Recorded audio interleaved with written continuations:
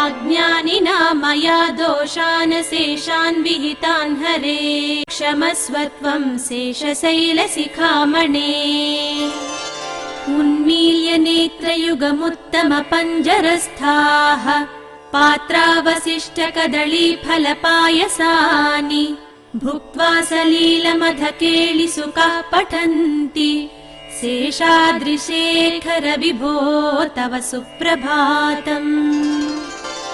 श्रीमन्कृपाजलनिधे कृत सर्वलोक सर्वज्ञ शक्तनत वत्सल सर्वशेषिन् स्वामिन् सुशील सुलभाश्रित पारिजात श्रीवेङ्कटेश चरणौ शरणं प्रपद्ये।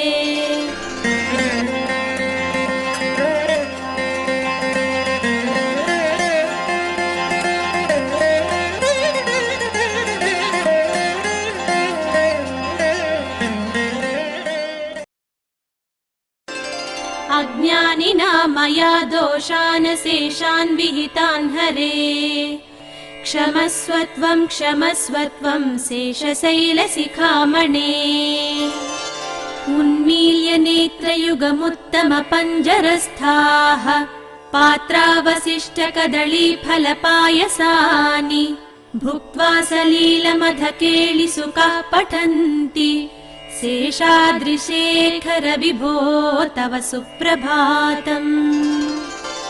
श्रीमन्कृपाजलनिधे कृत सर्वलोक सर्वज्ञ शक्तनत वत्सल सर्वशेषिन् श्रीमन्कृपाजलनिधे कृत सर्वलोक